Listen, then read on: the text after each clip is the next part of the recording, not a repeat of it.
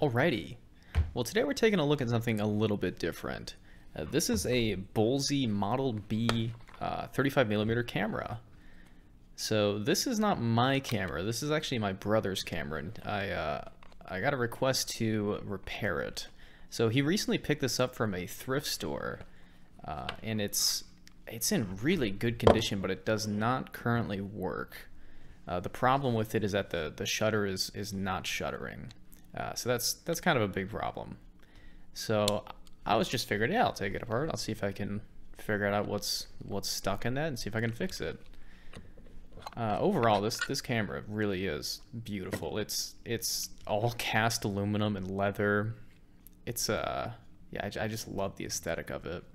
I think it was first manufactured in 1947, so it's pretty old, 75 years old, and this it really is in good condition. And you can see they're hitting the release lever or whatever. It's not triggering the shutter at all. So I'm just going to approach it from the front and just start digging into this lens assembly and see if I can get to the shutter mechanism and see what's jamming it up. It's a pretty big difference taking apart older stuff compared to more modern things, and I can't even imagine trying to repair a more modern camera. I mean, this thing's pretty simple to get apart. It's just two screws that you can see up the front. Removes that panel and reviews a few more screws underneath. So I'll take these out.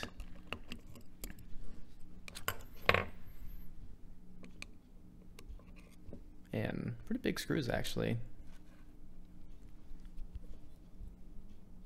So now that those two screws are removed, we can take off this entire front lens part. And there we can see a lot of the mechanics underneath it. So lots of springs going on here. And you can see a bit of the shutter right there. It's stuck. So I'm trying to grab it with some tweezers, but I didn't want to try too hard because I damaged it. So I'm just going to start taking things out. Oh. Don't worry, I found it. So yeah, I gotta be careful taking this thing apart. It is spring loaded to the max. I think every single thing has a leaf spring on it. So I think these parts are part of the, what would that be, shutter speed mechanism? That these connect to that lever on that front panel we took off, and that is what controls how long that shutter stays open for. So I try to take off that, but I gotta get this right linkage off first, and that's a big spring right there, and yep, it's gone.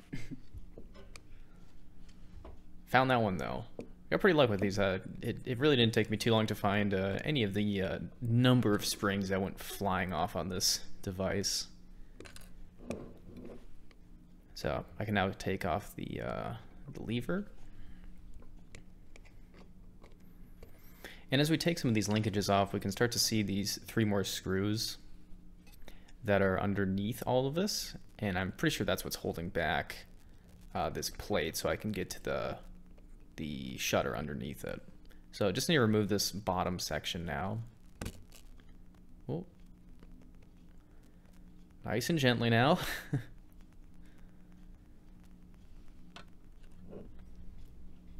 So I think this mechanism is what is actually controlling the shutter speed. I think that big piece of brass acts as a counterweight, and depending on some settings, it takes longer for it to spin, and like as it's spinning, it stays open longer. I really don't know a whole lot about cameras. I just use my phone to film all of these. So I don't know really anything about cameras, but I do have my own 35mm camera. It's a lot more recent than this. My grandmother gave me it at one point, and I was like, yeah, that's interesting. And I developed some of my own film, and it was fun and all, but I would never consider myself a photographer. I know nothing about it. F-stops, whatever those are. But I do love taking things apart and trying to fix them. So I got those 3 screws out now. And this plate comes out. And in retrospect, looking at this plate, I don't think I actually had to remove most of what I removed in order to get this plate out. I would have been hard to reach that bottom screw, definitely, but I think a lot of that could have stayed in. And there's the shutter. And it's all stuck together. It's, I think the oil or whatever used to be on it just turned into glue over time. I guess 75 years will do that, I guess. So I'm just using naphtha to clean it off. I wasn't sure what to use. I didn't want to use too aggressive of degreaser. I mean, I guess naphtha is a pretty aggressive degreaser, but I don't know what these are really made out of. It's a kind of plastic, maybe Bakelite. I don't really know. It's they're very thin though and very light, so I didn't want to accidentally melt them with something. So after I got them cleaned, I'm just trying to put them back into the camera. It was a little frustrating trying to get that in because like I said, they weigh nothing. So if you just tap one, they'll pop out of the socket. But as soon as you get that top plate back in, it holds them in perfectly.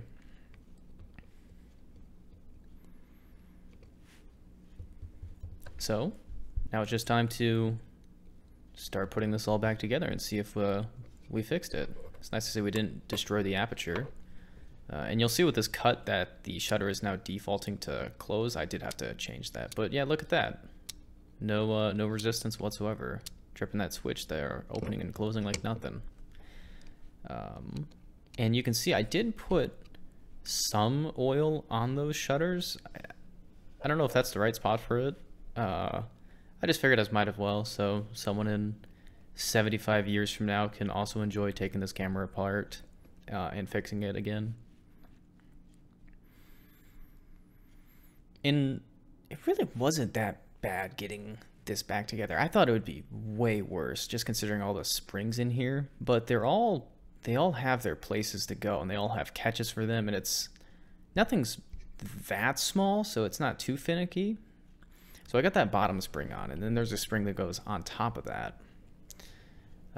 And yeah, sorry about some of the focus in this. I'm definitely putting my phone camera to the limits filming this. It's very, very close up. And got that spring on. Yeah, that seems to be working.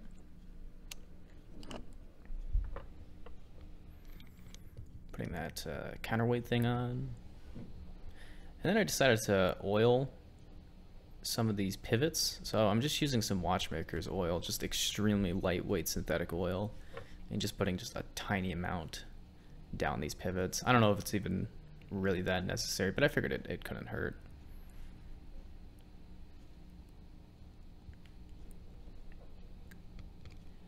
And then just got to put this brass cover back on to hold those springs down. And then I can start reassembling the switch mechanism.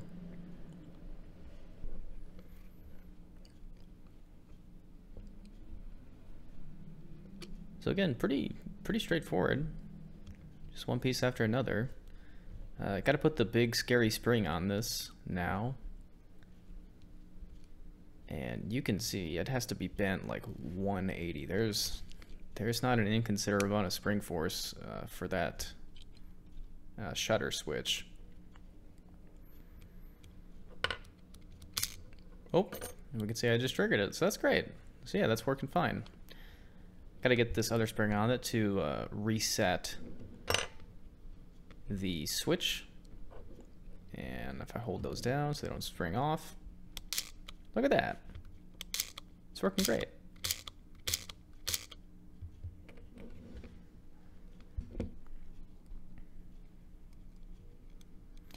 And just putting back these levers on. This was pretty finicky actually. This was probably the most finicky part of it.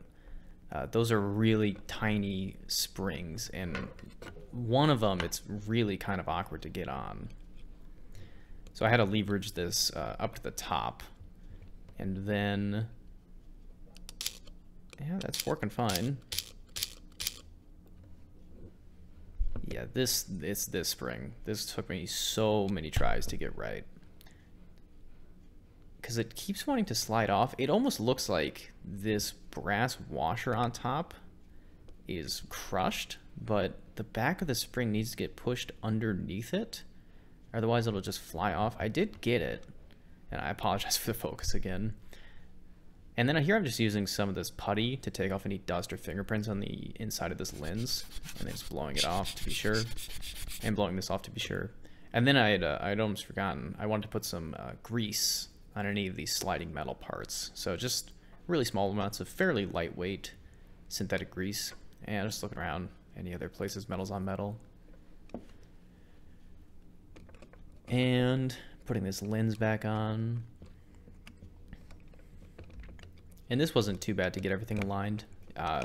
You can see that lever on the top, and that's what's interacting with the linkages that I put on last. And yeah, that seems to be working fine. Switching those back and forth. You can see it's changing down at the bottom. And look at that. It's still working. Fantastic. So yeah, I was pretty surprised how straightforward this was to fix. And I did look this up online, and there are quite a few videos about specifically fixing this problem with this camera. So it's not an uncommon thing to happen with these cameras. I don't know if it was just the type of oil they used or what, but yeah, very straightforward to fix. It was fun to fix. I'd never really taken apart a camera like this before. And someone tell me what this T setting would be for. I couldn't figure it out. I get the B would be bulb, but the T just locks the lens open. Or the shutter open. I don't know why you'd want to do that. And then I decided to be nice and I cleaned the camera for him too. So just trying to clean these windows. So that right window is actually a rangefinder, which is kind of weird because you can't tell it's in focus unless you're looking at it through there.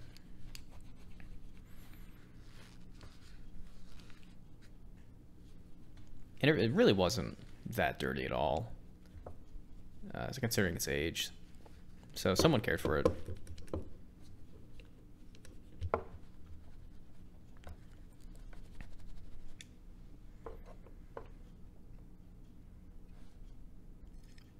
And again, like I said, it's all just, it's wonderful to hold in your hand. It's all cast aluminum. It feels so solid. The leather feels great. And yeah, it is a fantastic looking camera.